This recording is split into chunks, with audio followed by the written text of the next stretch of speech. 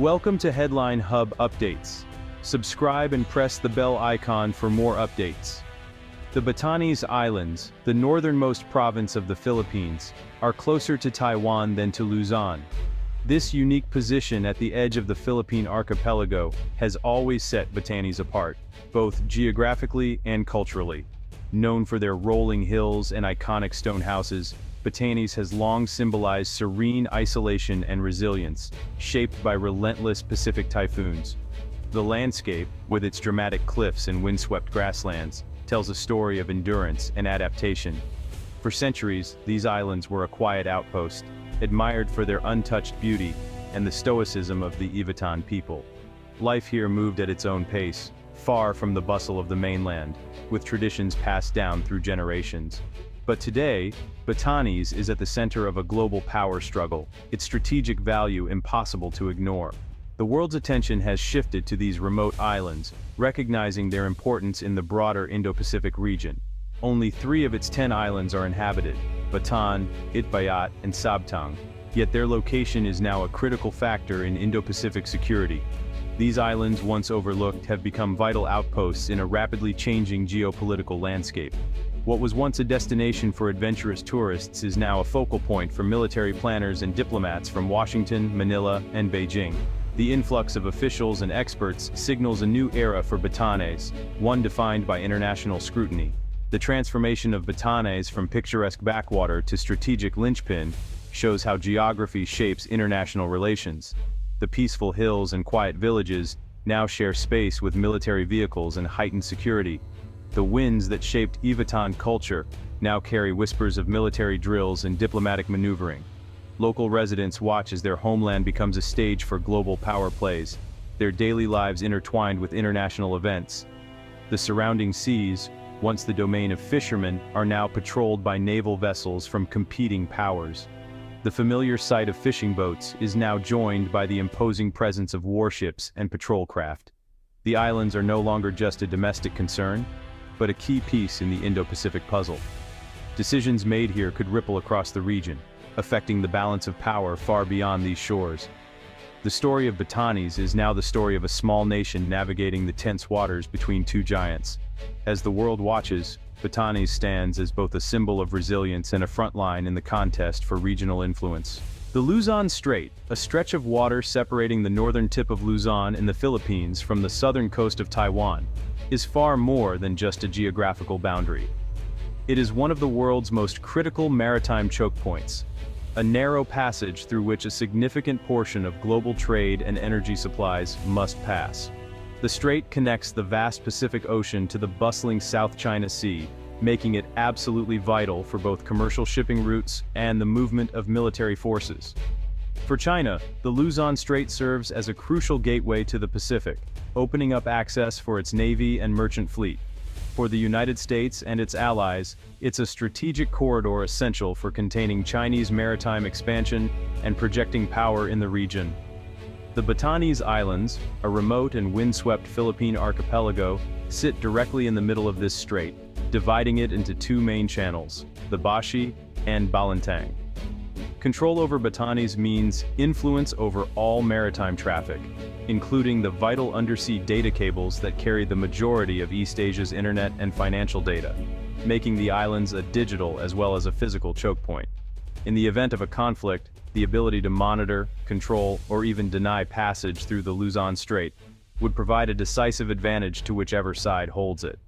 Batanes in this context becomes like a stationary aircraft carrier, an unsinkable base in a location that commands the entire strait and its approaches. The proximity of Batanes to these submarine cables adds yet another layer of strategic significance, as disrupting these lines could cripple communications and commerce across the region. For China, a US-aligned Batanes is a formidable obstacle, acting as a cork in the bottle for the PLA Navy, restricting its freedom to operate in the Pacific.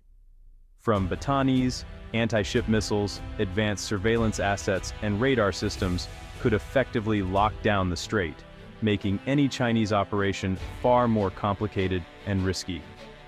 This would severely hinder Chinese plans, especially in a Taiwan scenario, where control of sea lanes and rapid movement are crucial. The Luzon Strait is not just a choke point, it is a strategic fulcrum, and Batanes is the key that could tip the balance in any future conflict in the region. The northernmost island of Batanes, Itbayat, is just 150 kilometers from Taiwan. In any Taiwan conflict, Batanes is not the periphery, it's the front line. Control of the air and sea south of Taiwan is critical for Beijing to isolate the island from outside help. An unfortified Batanes is an opportunity for China.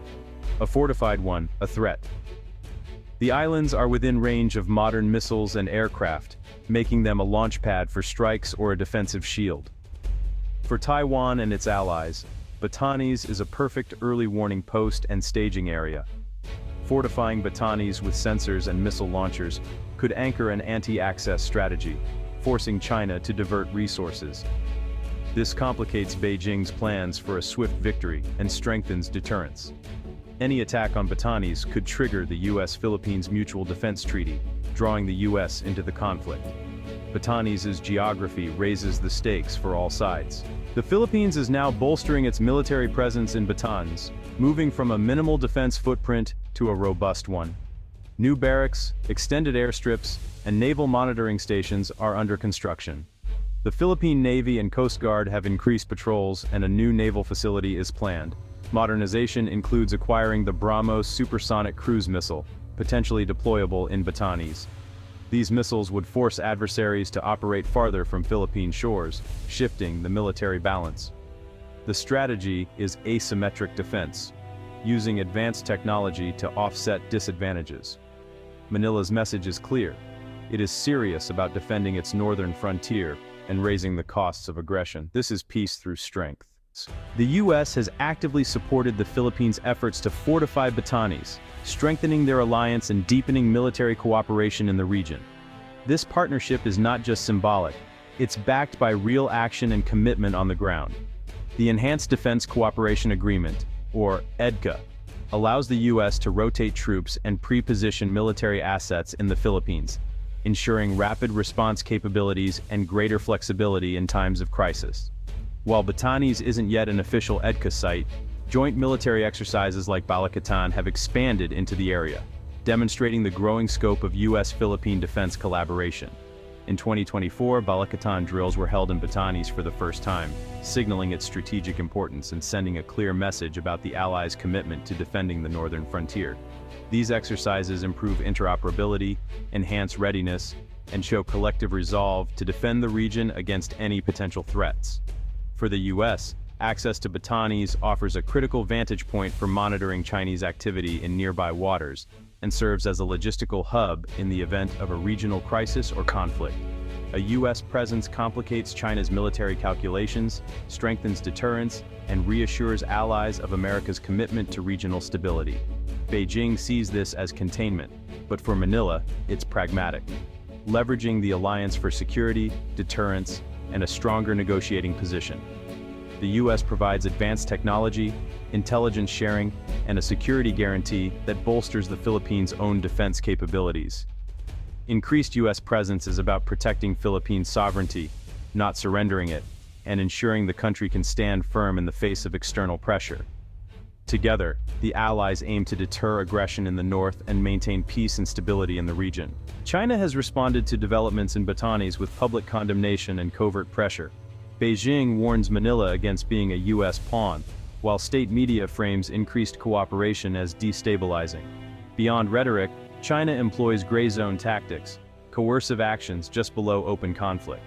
Chinese Coast Guard and militia vessels shadow Philippine boats, asserting presence without direct confrontation. These tactics aim to erode Manila's control and test the US-Philippines alliance.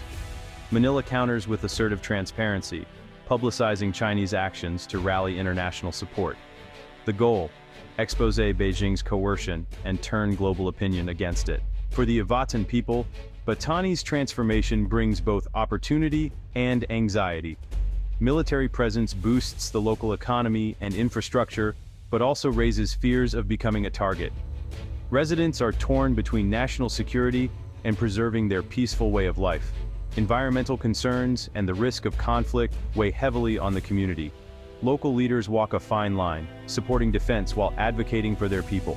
The government seeks to integrate Batanes into defense plans, training reservists, and ensuring benefits reach the community. The challenge: preserve culture and identity while living on the front line of great power rivalry. Batanes fortification marks a shift in Philippine defense policy under President Marcos Jr.